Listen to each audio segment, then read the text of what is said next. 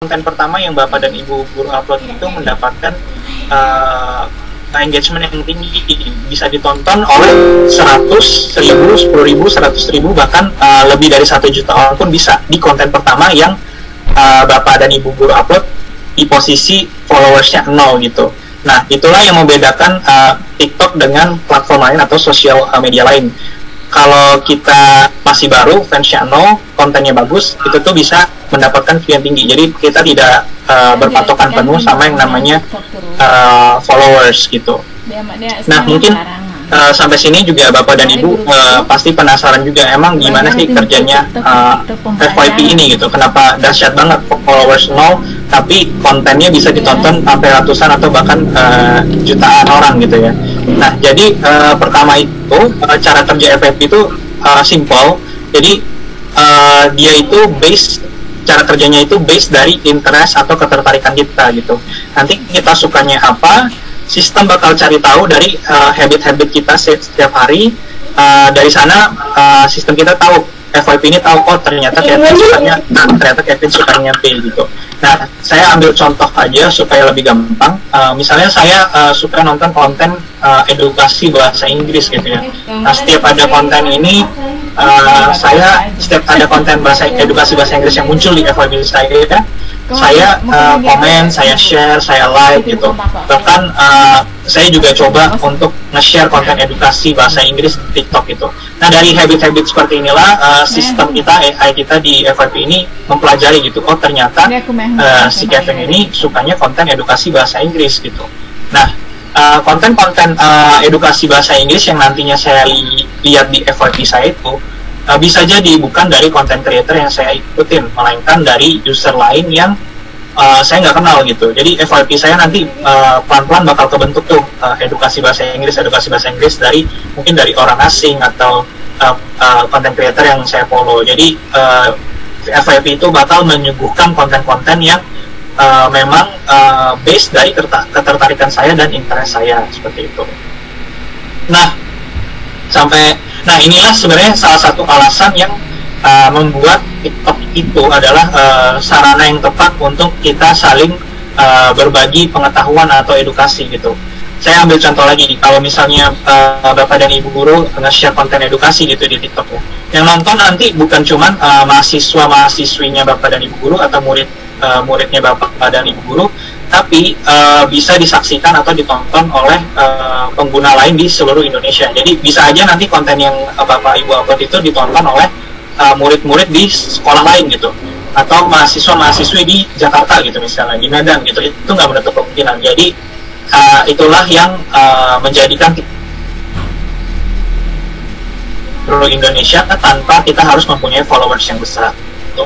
Nah, mungkin tambahan sedikit juga dari segi pengguna, jelas fitur FYP ini, bukan fitur sih, AI kita ya, FYP ini akan membedakan kita gitu. Bisa jadi konten yang muncul pertama kali di FYP Bapak dan Ibu guru sekalian itu adalah konten yang memang kita sukain. Tapi kalau misalnya sometime gitu ya, ada konten yang oh ini kayaknya kok bisa ada konten ini muncul di FYP saya gitu. Nah, kita pun juga ada fitur-fitur keamanan gitu. Nah, mungkin nanti bisa dijelaskan juga oleh Mas Faris di bagian itu gitu ya. Jadi tenang aja, FYP kita tuh aman. Jadi kayak dia tahu habit kita, dia akan bisa bekerja keras gitu untuk menyuguhkan konten-konten yang memang kita sukain, seperti itu. Itu dari segi pengguna. Dari segi creator, jangan khawatir juga konten dan Bapak Ibu guru itu nggak ada yang nonton gitu. Meskipun followers 0, tenang aja, pasti ada yang nonton gitu, karena TikTok ini adalah konten distribution platform dan tidak berpatokan penuh dengan yang namanya followers. Sekali lagi saya tekankan gitu ya. Jadi seperti yang konten yang menarik, mau followersnya 0 pun view-nya bisa mencapai ratusan bahkan jutaan kalau memang kontennya menarik, seperti itu. Jadi jangan khawatir, yang penting kita sebagai content creator kita bisa memanfaatkan TikTok platform ini untuk berkreasi atau menyebarkan konten informatif dan edukatif gitu. Yang penting mulai aja dulu sih, seperti itu. Dan mungkin kita bisa lanjut ke next slide. Oke. Nah, tadi sempat juga saya sebutkan di awal kalau sebenarnya konten edukasi di TikTok itu udah semakin populer ya, udah semakin terkenal nih konten-konten edukasi. Demand-nya atau minatnya dari user kita untuk menonton konten edukasi sendiri itu udah sangat tinggi. Begitu pula dengan konten creator-nya, semakin hari semakin banyak. Mereka menyadari kalau konten edukasi itu bisa membantu untuk meningkatkan engagement akun dia. Jadi gak sedikit juga konten creator yang dulunya bikin konten menghibur, tapi sekarang sudah shifting atau sudah berganti ke konten edukasi seperti itu. Nah, sebenarnya tinggal bagaimana kita sebagai creator bisa memanfaatkan TikTok ini untuk berbagi ilmu atau maupun edukasi ataupun konten informatif seperti itu. Nah, mungkin buat bapak dan ibu yang baru download TikTok atau lagi coba-coba bikin konten edukasi di TikTok, bapak dan ibu tuh bisa cek hashtag sama-sama belajar. Jadi di hashtag sama-sama belajar ini ada banyak sekali referensi di sini ya, mulai dari gimana cara kita mengemas konten edukasi dan bagaimana cara kita menyampaikan informasi yang mungkin hanya 15 detik sampai 1 menit gitu. Nah, kita bisa explore semuanya di halaman sama-sama belajar. Nah, ini cara-caranya gimana? Gampang banget. Jadi tadi masuknya di halaman explore yang tadi ikonnya kaca pembesar.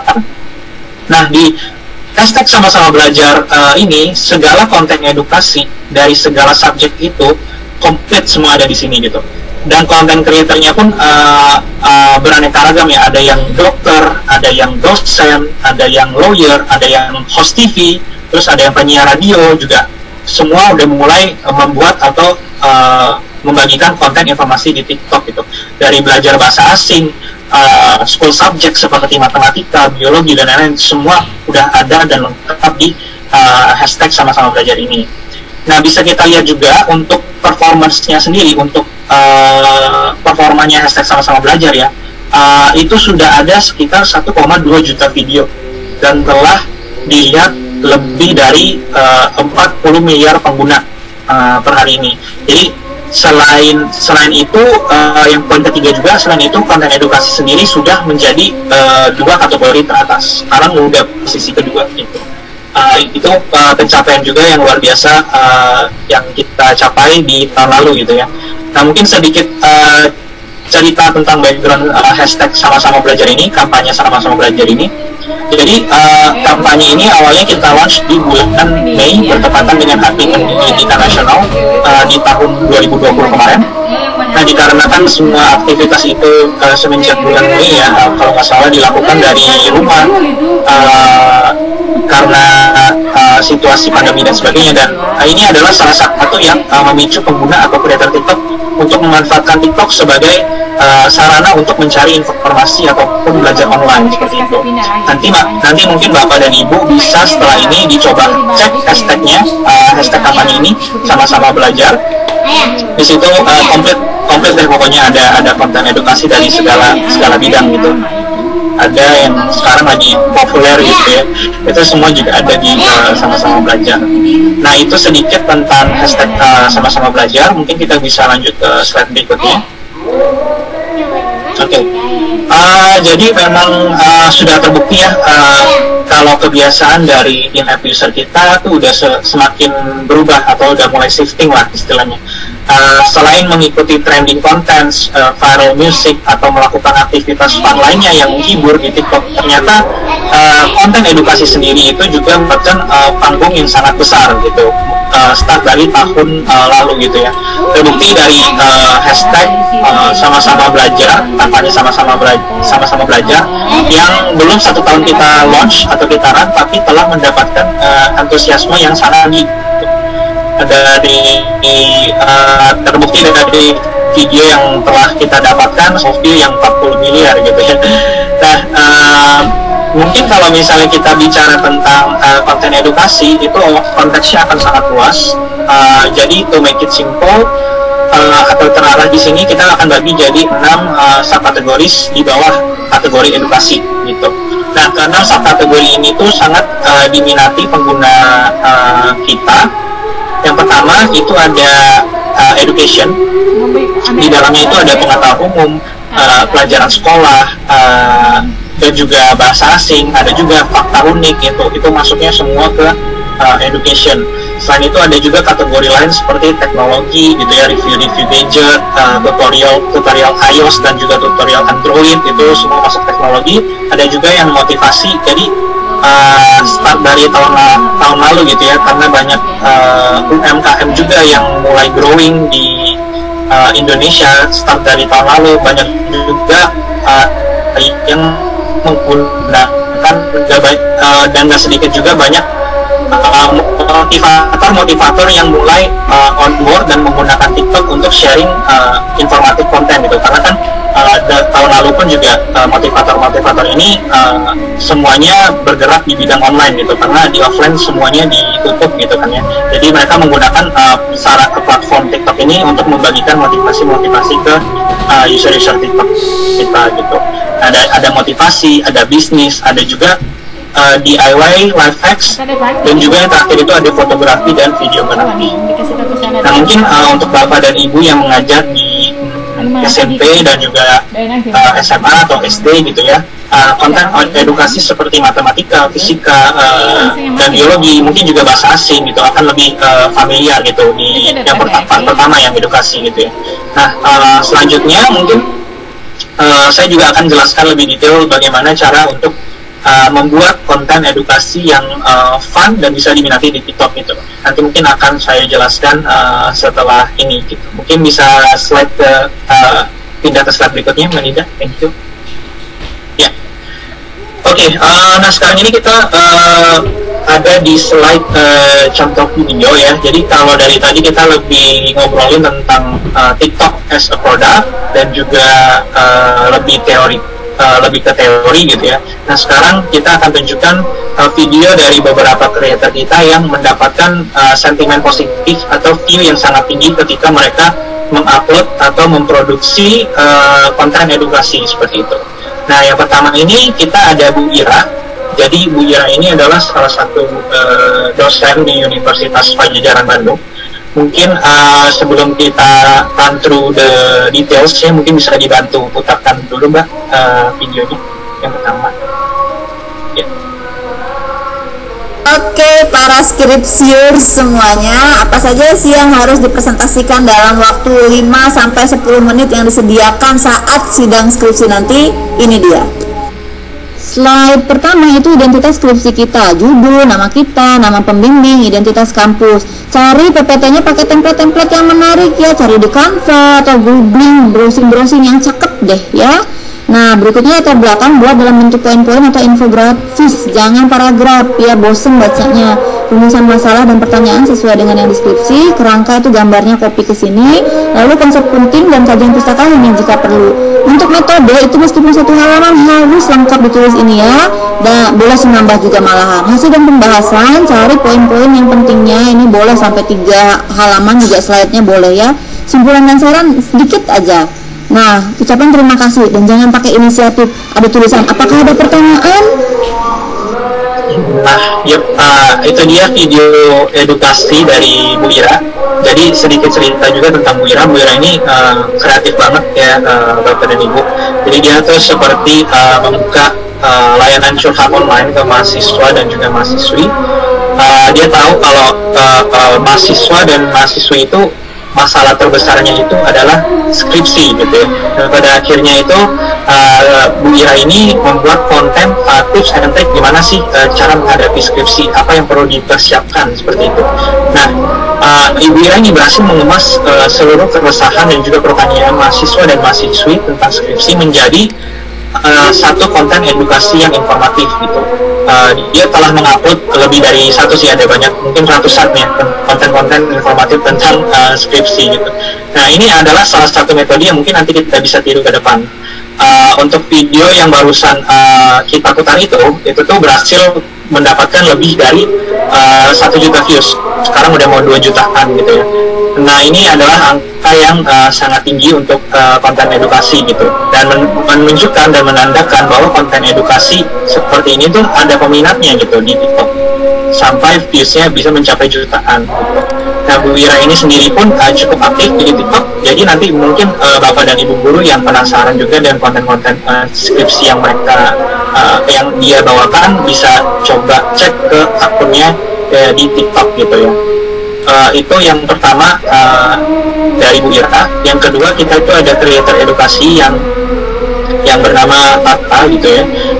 Belum lulus kuliah sih dia, tapi si Tata ini demen banget ngerjain soal matematika gitu. Jadi konten-konten informatif yang dia upload ke TikTok itu berhubungan dan related dengan matematika, dari membagikan rumus-rumus matematika, terus juga dia sering membagikan trik hitung cepat soal matematika gitu ya. Jadi kita ada rumus-rumusnya mungkin panjang tapi disingkat jadi dia kasih cara lain untuk mengerjakan soal itu supaya lebih cepat gitu. Nah itu semua kontennya bisa dilihat di akun Tata ini. Nah mungkin kita coba cek dulu ya, kita tonton bareng-bareng di video kedua ini gitu. Kalian harus tahu rumus ini kalau misalnya nanti ketemu dimensi 3 yang kudus. Anggap rusuknya itu adalah A. Nah, rumus untuk mencari jarak dari A ke F itu adalah A akar 2. Terus, cara cari jarak dari H ke B itu adalah A akar 3. Nah, cara-cara begini tuh harus banget dihafal supaya nanti kalian kalau ngerjain tuh lebih gampang. Nah, yang dari titik E ke P itu rumusnya adalah A kali setengah akar 5. Lanjut, untuk mencari jarak E ke Q, rumusnya adalah A kali setengah akar 9. Nah yang terakhir itu dari D ke O itu ada di tengah-tengah ya. Rumusnya itu adalah A kali setengah akar 6. Oke, itu dia video dari Tata. Jadi untuk kita bisa di sini kita bisa lihat bareng-bareng. Jadi untuk membuat satu konten edukasi itu sangatlah mudah ya. Kita cuma perlu handphone, dan ini pun Bapak dan Ibu Guru pasti sudah ada, terus selembar kertas putih dan juga bolpen. Nah kita udah bisa bikin konten edukasi yang simple seperti ini gitu ya. Nah kontennya pun juga kalau misalnya Bapak dan Ibu saksikan juga menarik banget ya, simple banget ini tapi informatif gitu. Dan mungkin Bapak dan Ibu juga penasaran emang berapa sih view yang bisa didapatkan dari konten informatif yang sesimpel ini gitu ya. Nah untuk konten yang kedua ini sama seperti Bu Ira, ini juga berhasil disaksikan lebih dari 1 juta pengguna gitu ya. Ini juga mau hit, itu juga mau reach 2 jutaan untuk konten yang nomor 2. Jadi ya ini udah cukup terbukti juga ya, nggak cuma konten tentang skripsi, ternyata konten tentang pelajaran sekolah yaitu matematika itu juga bisa mendapatkan engagement yang tinggi di aplikasi TikTok. Dan followers ketika dia start pun followersnya itu masih 0. Dan sekarang kalau misalnya Bapak dan Ibu cek itu ada ratusan mengupload dan memproduksi konten edukasi seperti itu.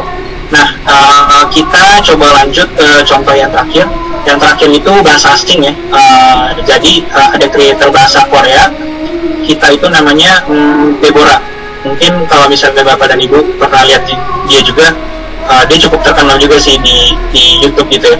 Nah dia juga sangat kreatif, mungkin bisa dibantu putarkan Manida yang ketiga. Terima kasih. Bahasa Koreanya menyesal gak bilang aneh cinta sarang apa lagi gue lupa ya. Nah jadi di sini itu kita bisa lihat ya, belajar bahasa Korea itu nggak melulu harus formal dari buku atau media lain gitu ya. Belajar bahasa Korea juga bisa dari lagu gitu, lagu-lagu yang lagi viral di TikTok kita translate ke bahasa Korea itu juga bisa gitu. Jadi pembawaan kontennya pun akan jadi lebih fun. Dan mungkin metode ini juga yang bisa Bapak dan Ibu Guru ikutin gitu. Apa yang lagi tren kita coba aplikasikan ke konten kita, terus kita coba deliver ke pengguna lain gitu. Itu sih itu 3 contoh konten edukasi yang mungkin bisa kita jadikan patokan atau referensi ketika nanti ke depan kita mau mengupload atau mengproduksi konten edukasi di TikTok. Nggak cuma 3 konten ini, nggak cuma tentang skripsi, matematika, dan bahasa Korea. Di TikTok sekali lagi itu banyak banget konten-konten edukasinya. Bisa dicek lagi, saya ulang-ulang berkata hashtag sama-sama belajar itu banyak banget, jadi nggak cuma 3 konten ini aja. Nanti bisa kita lihat bareng-bareng setelah webinar ini mungkin ya. Nah, mungkin bisa lanjut ke slide berikutnya. Oke.